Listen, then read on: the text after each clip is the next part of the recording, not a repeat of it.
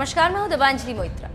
हमेशा सेना देश के युवाओं को आकर्षित करती रही और देश के हर कोने से लोग सेना में भर्ती होकर सेना और देश का मान बढ़ाते हैं। सेना के 3 कोर हैं, वायुसेना, थल सेना और जल सेना, और इन तीनों सेनाओं के अलग अलग अधिकारी होते हैं और उनके अलग अलग काम। अक्सर लोग इंडियन आर्मी में ऑफिसर्स की रैंक को लेकर कंफ्यूज रहते हैं और ऑफिसर्स की रैंक नहीं पहचान पाते।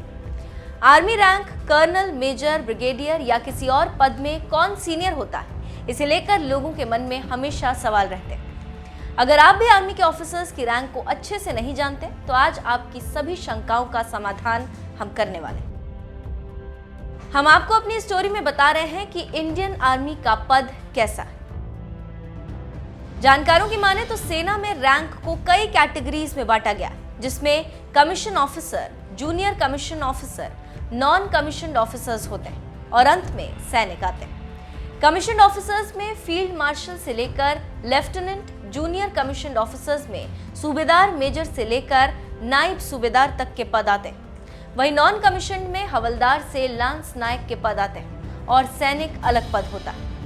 भारतीय सेना में पद के अनुसार सभी सैन्य कर्मियों की एक अलग पहचान होती और सभी सैन्य कर्मियों की वर्दियों पर अलग अलग बैजेस लगे रहते हैं।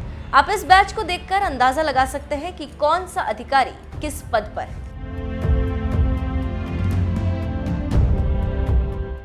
भारतीय सेना के कमीशन अधिकारी की रैंक और batch.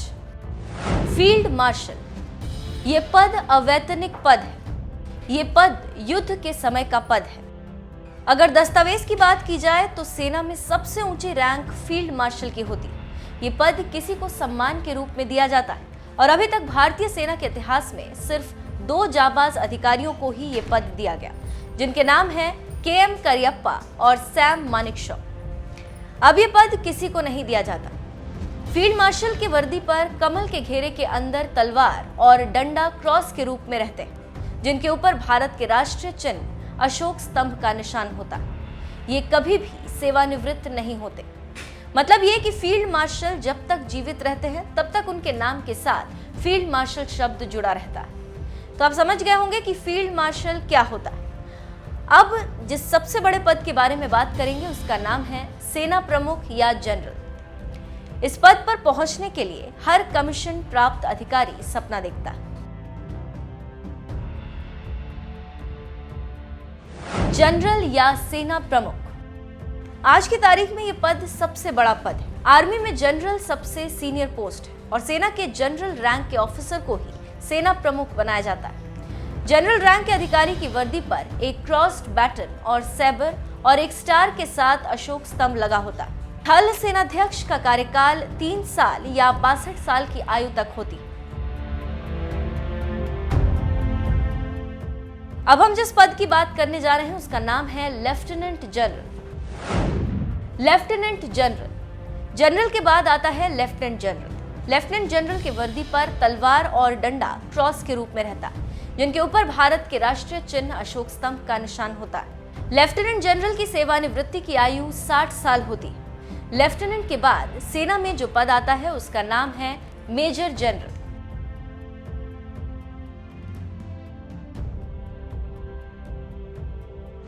Major general, lieutenant general से जूनियर अधिकारी मेजर जनरल होता। मेजर जनरल के वर्दी पर तलवार और डंडा क्रॉस के रूप में रहता है, जिनके ऊपर 5 बिंदुओं वाले सितारे का निशान होता। मेजर जनरल की रिटायरमेंट की उम्र 58 साल होती। तो आप अब तक के सभी बड़े पदों को बैज और स्टार से सही तरीके से समझ गए होंगे और अब जिस पद की हम बात करने जा रहे हैं उसका नाम है brigadier. Brigadier, general, lieutenant general और मेजर जनरल से ब्रिगेडियर जूनियर होता है। ब्रिगेडियर की वर्दी पर 3 स्टार और एक अशोक स्तंभ लगा होता है। ब्रिगेडियर की वर्दी पर 3-5 बिंदुओं वाले सितारे त्रिभुजाकार रूप में लगे रहते हैं, जिनके ऊपर भारत के राष्ट्रीय चिन्ह अशोक स्तंभ का निशान होता है। ब्रिगेडियर के रिटायरमेंट की उम्र 56 साल होती है। ब्रिगेडियर के बाद जिस पद का नंबर आता है उसका नाम है कर्नल। कर्नल सेना के 5 बड़े अधिकारियों के बाद 6ठे नंबर पर आता है। कर्नल, ब्रिगेडियर के बाद जूनियर पद है कर्नल। कर्नल की वर्दी पर 2 स्टार और एक अशोक स्तंभ लगा होता है। कर्नल की रिटायरमेंट की उम्र 54 साल होती।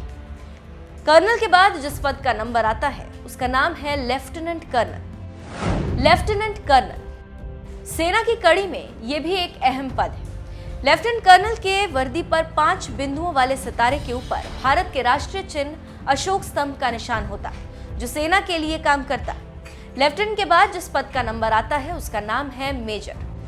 मेजर मेजर लेफ्टिनेंट से एक पद नीचे होता है और मेजर की वर्दी पर भारत के राष्ट्रीय चिन्ह अशोक स्तंभ का निशान होता है। जबकि पहले हम बता चुके हैं कि कर्नल के कंधे पर राष्ट्रीय चिन्ह अशोक और 5 बिंदुओं वाला स्टार होता है। काम हल्का फुल्का एक ही तरह का होता है।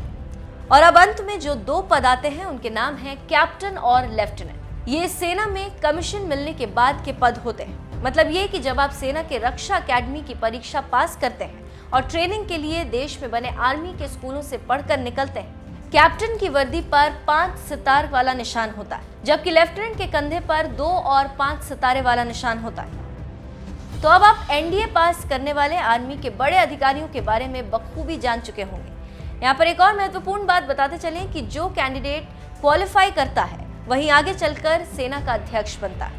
यहाँ पर एक और बड़ी बात जानना जरूरी है कि कुछ और पद हैं जो सेना के अंग हैं, उनकी हमने यहाँ चर्चा नहीं की। उन पदों में से कुछ पद हैं जो कमीशन की वरीयता में आते हैं, जो सीडीएस से होकर आते हैं या सेना के और परीक्षा पास करके सेना की सेवा में जाते हैं।